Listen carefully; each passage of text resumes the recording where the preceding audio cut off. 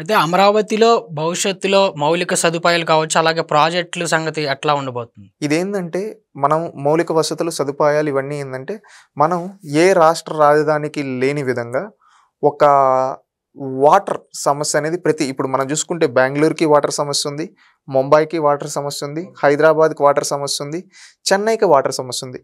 కానీ అమరావతికి ఆ సమస్య లేదు. ఎందుకంటే కృష్ణానది ఎల్లప్పుడూ పారుతూ ఉంటుంది. ఓకే. అలాంటి వాటర్ ప్రాబ్లం అనేది ముందు లేదు. వాటర్ ప్రాబ్లం లేకపోతే సగం ప్రాబ్లమ్స్ క్లియర్ అయిపోతాయి. ఇండస్ట్రీస్కి కావచ్చు, ఆఫీసెస్కి కావచ్చు, అన్నిటికీ వాటర్ అనేది ప్రాబ్లం ఎక్కడా లేదు. మళ్ళీ ఇంకొకటి రోడ్స్ ఇవన్నీ ఏంటంటే హై టెక్నాలజీ యూజ్ చేసి కన్స్ట్రక్ట్ చేస్తూ ఉన్నారు. ట్రాఫిక్ సమస్య అనేది ఎక్కడా ఉండదు. ఇదేంటంటే రేపు రానున్న 30-40 ఏళ్ళను దృష్టిలో పెట్టుకొని ఈరోజు రోడ్స్ ప్లానింగ్ కావచ్చు, ఇవి అండర్ గ్రౌండ్లోనే ఈ ఏవైతే వైర్స్ ఇవన్నీ ఉన్నాయో అవన్నీ కిందే వేస్తారు, పైన ఎక్కడా ఉండదు. ఆ విధంగా ఒక ప్లానింగ్తో. అదేవిధంగా ట్రీస్, నిన్న కూడా చంద్రబాబు నాయుడు గారు చెప్పడం జరిగింది, దాదాపు 30% వరకు ట్రీస్ వాటర్తో అమరావతి ఉంటుంది అని. అంటే ఎందుకంటే కంపెనీస్ వస్తాయి. మళ్ళీ అదేవిధంగా వేరియస్ సిటీస్ అనుకున్నాం మనం. ఇవన్నీ వచ్చినప్పుడు ఖచ్చితంగా అక్కడ పొల్యూషన్ అనేది లేకుండా ఉండాలి. పొల్యూషన్ లేకుండా అంటే మనం చెట్లను పెంచాలి, అదొకటే మార్గం. ఆ విధంగా చెట్లను పెంచుతూ ఈ విధంగా రోడ్స్, వెడల్పైన రోడ్స్ పెట్టి, అదేవిధంగా వాటర్ సమస్య లేకుండా ప్రతి ఒక్కరికి వాటర్ సిస్టమ్, కంపెనీస్కి కావచ్చు, హౌసెస్కి కావచ్చు, అక్కడ పీపుల్కి అందరికి ఇచ్చే విధంగా ఒక ప్లానింగ్తో ఈ విధంగా ఒక చేసుకొని వెళ్తూ ఉన్నారు. అది ఖచ్చితంగా మిగతా రాజధానుల్లో ఉండే సమస్యలకి అమరావతిలో పరిష్కారం అన్నట్టుగా అమరావతిలో మౌలిక వసతుల కల్పన అనేది జరగబోతుందని నేను భావిస్తున్నాను. అయితే ఇన్వెస్టర్స్ని ఎవరైతే ఉన్నారో ఆ ఇన్వెస్టర్స్ని ఆంధ్రప్రదేశ్ అమరావతిలో ఇన్వెస్ట్ చేయడానికి ఎలా ఆకర్షించబోతున్నారు? ఒకటి, ఈ ఇన్వెస్టర్స్ దాంట్లో నాట్ ఓన్లీ అమరావతి, దీన్ని మాత్రం ఆంధ్రప్రదేశ్ స్టేట్ వైడ్ చెప్తాను. ఓకే. ఎందుకంటే ఇప్పుడు చంద్రబాబు నాయుడు గారు కావచ్చు, లోకేష్ గారు కావచ్చు, గతంలో 2014 నుంచి నేటి వరకు ఒక మాటకి కట్టుబడి ఉన్నారు. రాజధాని ఒకటే, కానీ అభివృద్ధి వికేంద్రీకరణ చేస్తామని. అభివృద్ధి వికేంద్రీకరణ అంటే ఏంటంటే రాజధాని ఒకే చోటు ఉంటుంది, పరిశ్రమలు కావచ్చు, విద్యా సంస్థలు కావచ్చు, రాష్ట్రం మొత్తం మీద ఉంటాయి. ఇప్పుడు గతంలో 2014-19 మధ్యలో ఈ అభివృద్ధి వికేంద్రీకరణ చేస్తూ రాజధాని ఒక చోట కన్స్ట్రక్షన్ చేయాలనే ఉద్దేశంతో ఆనాడు పాలన సాగింది. ఏ విధంగా అంటే గతంలో 2014-19 మనం చూస్తే విభజన చట్టంలో మనకు కొన్ని సెంట్రల్ యూనివర్సిటీస్ ఇవ్వడం జరిగింది. ఆ సెంట్రల్ యూనివర్సిటీస్ని ఎలా పెట్టారు తెలుసా? ఐఐఎం వస్తే వైజాగ్లో పెట్టారు, అదేవిధంగా ట్రైబల్ యూనివర్సిటీ వస్తే విజయనగరంలో పెట్టారు, అదేవిధంగా national institute of technology NIT వస్తే తాడేపల్లిగూడెం గోదావరి జిల్లాలకు ఇచ్చారు, అదేవిధంగా ఎయిమ్స్ మంగళగిరిలో పెట్టారు, అదేవిధంగా ఐఐటి, ఐజార్, ట్రిపుల్ ఐటీ లాంటివి ఎక్కడ పెట్టారు? మన తిరుపతి, ఉమ్మడి చిత్తూరు జిల్లాలో పెట్టారు. అదేవిధంగా ఉర్దూ యూనివర్సిటీ వస్తే కర్నూలులో పెట్టారు, సెంట్రల్ యూనివర్సిటీ వస్తే అనంతపురంలో పెట్టారు. ఈ విధంగా విద్యా సంస్థల్ని విభజించారు, ఒక్కొక్క ప్రాంతానికి ఒక్కొక్కటి ఇచ్చారు.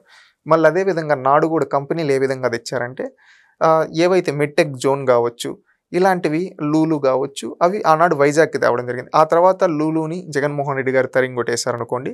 ఆ తర్వాత ఆక్వాకి సంబంధించి గోదావరి జిల్లాలో డెవలప్ చేశారు. హెచ్సిఎల్ లాంటి కంపెనీని అమరావతిలో పెట్టారు.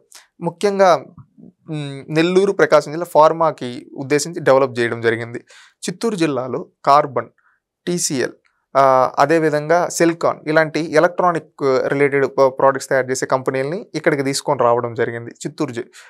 ఉమ్మడి చిత్తూరు జిల్లాకి తిరుపతి ప్రాంతంలో. మళ్ళీ అదేవిధంగా శ్రీ సిటీని డెవలప్ చేయడం జరిగింది. శ్రీ సిటీలో ఉన్న కంపెనీలు ఎక్కువ కంపెనీలు తీసుకొని రావడం జరిగింది. అదేవిధంగా అనంతపురంలో తీసుకుంటే కియా భారతదేశంలోనే అతిపెద్ద ఫారెన్ డైరెక్ట్ ఇన్వెస్ట్మెంట్, దాన్ని తీసుకొని రావడం జరిగింది. అదేవిధంగా కర్నూలుకి సోలార్, ప్రపంచంలోనే అతిపెద్ద సోలార్ పార్క్ కర్నూలులో ఉంది. ఇవన్నీ తీసుకొని రావడం, ఈ విధంగా అభివృద్ధి వికేంద్రీకరణ చేస్తూ రాజధానిని నాడు బిల్డ్ చేసుకుంటూ ఈ విధంగా వెళ్ళారు. ఆ విధంగా వెళ్ళేటప్పుడు రాజధాని నిర్మాణం ఈ విధంగా అభివృద్ధి వికేంద్రీకరణ చేసుకుంటూ రాష్ట్రానికి నడిబొడ్డులో పెట్టి ఆ రోజు పనిచేయడం జరిగింది. ఆ తర్వాత జగన్మోహన్ రెడ్డి గారు అధికారంలోకి రావడం, 3 రాజధానులు పెట్టి విధ్వంసం చేయడం చూసాం.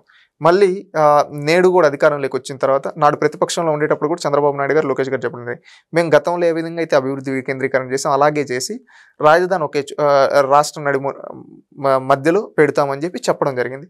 ఈరోజు అదే విధంగా తగినట్టుగానే పరిశ్రమలు వస్తే కూడా ఆ పరిశ్రమల్ని దానికి తగినట్టుగా చూస్తున్నారు. మనం చూస్తే టీసీఎస్ని ఎక్కడికి ఇచ్చారు? వైజాగ్ ఇచ్చారు. ఆర్సెలర్ మిట్టల్ అని ఒకటి వచ్చింది, అది అనకాపల్లి దగ్గర, ఇది ఉత్తరాంధ్ర. మళ్ళీ అదేవిధంగా గోదావరి జిల్లా సైడ్ ఆక్వాకి సంబంధించి హబ్గా తయారు చేయడానికి దానికి సంబంధించి వాళ్ళు పండించేటివి వాటిని తయారు చేయడానికి అవి పంపిస్తూ ఉన్నారు. మళ్ళీ చూస్తే రాజధాని మిడ్ ఆఫ్ ది స్టేట్. మళ్ళీ అదే కాకుండా నెల్లూరు దగ్గర రీసెంట్గా కనిగిరి దగ్గర రిలయన్స్ బయో ప్లాంట్ అనేది పెట్టడం జరిగింది. మళ్ళీ అదేవిధంగా గ్రీన్ అండ్ రెన్యూవబుల్ ఎనర్జీ రేపు రానున్న రోజుల్లో ఇది దూసుకెళ్తుంది అనే ఉద్దేశించి కర్నూలు సైడ్ రాయలసీమ సైడ్ ఇవి డెవలప్ చేయడానికి ప్రణాళికలు చేసుకుంటూ ఆ విధంగా ప్రయత్నిస్తూ ఉన్నారు. ఈ విధంగా చూసుకుంటే మీరు రాష్ట్రం మొత్తం మీద ఈ విధంగా కంపెనీలు అనేది పెట్టి తీసుకొని వస్తూ ఉన్నారు. మీరు అడగచ్చు ఎందుకు ఈ విధంగా తీసుకొని వస్తూ ఉన్నారు ఒక్కొక్క దగ్గరికి అని చెప్పి. ఇన్వెస్టర్స్ని కూడా మొత్తం ఒకే దగ్గర ఇన్వెస్ట్ చేయండి అని చెప్పటం లేదు. పరిస్థితులకు అనుకూలంగా ఎక్కడ పరిస్థితి ఏ విధంగా ఉంటే ఆ సిచ్యువేషన్కి తగ్గట్టుగా మీరు ఇలాంటివి పెడితే మీకు బాగుంటుంది, మాకు బాగుంటుంది, మా స్టేట్ డెవలప్ అవుతుంది అనే ఉద్దేశంతో ఈరోజు తీసుకొని రావడం జరుగుతూ ఉంది. మనం చూసుకుంటే మీరు వైజాగ్ని ఎందుకు అంత ఫోకస్ చేస్తున్నారంటే వైజాగ్ ఈజ్ ఏ డెస్టినీ అంటారు. అంటే ఎవరికైనా అంటారు కదా Vizag is a peaceful city, ఇలాంటి దగ్గర మనం ఉండొచ్చు అని చెప్పి. అలాంటి దగ్గర ఐటీ కంపెనీస్ ఇప్పుడు ఎవరైనా ఐటీ ఎంప్లాయీస్ అనేవాళ్ళు మేజర్గా ఈ విధంగా చేస్తుంటే ఆ ఐటీ కంపెనీలకి డేటా సెంటర్ లాంటివి పెట్టడానికి సరైన ప్రదేశం వైజాగ్. ఓకే, అందుకని చెప్పి వైజాగ్ లాంటి దగ్గర డేటా సిటీగా వైజాగ్ని మేము టార్గెట్ పెట్టుకున్నామని చెప్పి ఈ విధంగా చేస్తూ ఉన్నారు. మీరు చూస్తే రాయలసీమలో ఒక డ్రోన్ హబ్గా, అదేవిధంగా డేటా హబ్గా వైజాగ్ని, ఏఐ హబ్గా అమరావతిని, ఈ విధంగా 3 ప్రాంతాలను ఒక టార్గెట్ పెట్టుకొని ఒక్కొక్క ప్రాంతంలో అవి డెవలప్ చేయాలని చెప్పే ఉద్దేశం తెలుస్తున్నాయి. ఆటోమేటిక్గా మీరు చూడండి, ఒక చిన్న ఎగ్జాంపుల్ చెప్తా. నాడు హైదరాబాద్ అంటే చార్మినార్, గోల్కొండ. ఆ తర్వాత ఒక్కసారిగా హైటెక్ సిటీ, మైక్రోసాఫ్ట్ ఇలాంటివన్నీ వచ్చిన తర్వాత హైదరాబాద్ ఈరోజు కోకోపేట దాటి వెళ్ళిపోతూ ఉంది. ఇప్పుడు రేవంత్ రెడ్డి గారు కావచ్చు, గతంలో ఉన్న కేసీఆర్ గారు కావచ్చు, ఇంకొక సిటీ మనం నిర్మించాలి, ఇప్పుడు హైదరాబాద్ ఇంతే విస్తరించిపోయింది, ఇంకా ఎక్కడన్నా అవుట్స్కట్స్లో కట్టాలి, out of the inner ring road అన్నట్టు చెప్తూ ఉన్నారు. అంటే మీరు గమనిస్తే ఏ రాష్ట్రమైనా కానీ కొన్ని రోజులు ఒక 20 ఏళ్ళు 30 ఏళ్ళు అభివృద్ధి చెందింది విస్తరిస్తుంది. ఇప్పుడు ఇవన్నీ అభివృద్ధి వికేంద్రీకరణ అని ఎందుకు చెప్తున్నానంటే మీరు చూస్తే ఇప్పుడు ఒక్కొక్క దానికి ఒక్కొక్క సైడ్ పెడుతూ ఉన్నారు. ఇక్కడ మనకే తెలియకుండా 4-5 సిటీలు డెవలప్ అవుతూ ఉన్నాయి. అవి రేపు విస్తరిస్తే ఆటోమేటిక్ ఇప్పుడు వైజాగ్ విస్తరించింది అనుకోండి, ఆ సైడ్ శ్రీకాకుళం ఉంది చూడండి, శ్రీకాకుళం నుంచి ఇటు గోదావరి జిల్లాల వరకు విస్తరించేస్తుంది. అదేవిధంగా ఇక్కడ అమరావతి అనుకోండి, కృష్ణా గుంటూరు జిల్లాలు బోత్ కవర్ అయిపోయి ఏలూరు పార్లమెంట్, ఏలూరు రాజమండ్రి అక్కడ దాకా వెళ్ళిపోతుంది. మళ్ళీ ఇక్కడ ప్రకాశం, నెల్లూరు డిస్టిక్స్ ఏవైతే మనం ఫార్మసీకి సంబంధించి వీటికి సంబంధించి అనుకున్నాం అవి డెవలప్ అయితే అవి 2 కవర్ అయిపోతాయి.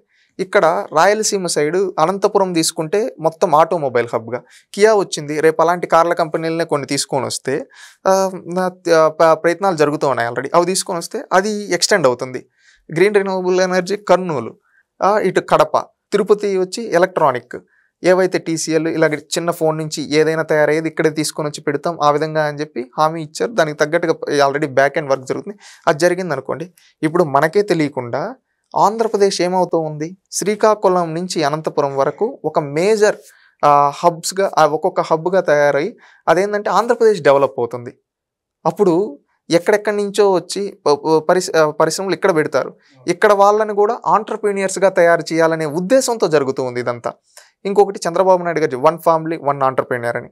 ఎందుకంటే మీరు ఎవరైతే పరిశ్రమలు పెడతారో వాళ్ళని పెట్టుబడిదారులని ఆహ్వానిస్తాం. ఆటోమేటిక్ ఇక్కడ ఉండే వాళ్ళని కూడా ఆంటర్ప్రీనియర్స్లా తయారు చేస్తాం. ఇక్కడ ఉండే వాళ్ళు కూడా పరిశ్రమలు పెట్టగలిగే స్థాయికి తీసుకొని వచ్చి వాళ్ళని ట్రైనప్ చేసి పెడతారు. ఖచ్చితంగా అప్పుడు ఏమవుతుంది, ఆంధ్రప్రదేశ్ అనేది ఒక ఐకానిక్గా, భారతదేశానికి ఒక ఐకానిక్గా మిగులుతుంది. ప్రపంచం మొత్తం ఆంధ్రప్రదేశ్ వైపు చూసే విధంగా ఉంటుంది. ఈ రాజధాని అనేది క్యాపిటల్ ఏదైతే ఉందో ఆ క్యాపిటల్ మనం ఒక గర్వంగా చెప్పుకునే విధంగా ఉంటుంది. ఈరోజు మీరు యుఎస్ చూస్తే యుఎస్ఏ క్యాపిటల్ వాషింగ్టన్ డీసీ, కానీ న్యూయార్క్ కావచ్చు, అదే చికాగో కావచ్చు, ఇలాంటివి చాలా ఉన్నాయి. ఈ పక్కన సిటీస్ ఇవన్నీ డెవలప్డే కదా. ఈరోజు చెప్పుకుంటే ఆ దేశం అదేవిధంగా ఆంధ్రప్రదేశ్ రాష్ట్రంలో కూడా రేపు భవిష్యత్తులో తిరుపతి, కర్నూలు, కడప, అనంతపూర్, అదేవిధంగా వైజాగ్, రాజమండ్రి అని చెప్పుకునే విధంగా ఈ నగరాలు కూడా బిల్డ్ అవుతాయని చెప్పి నేను భావిస్తూ ఉన్నాను.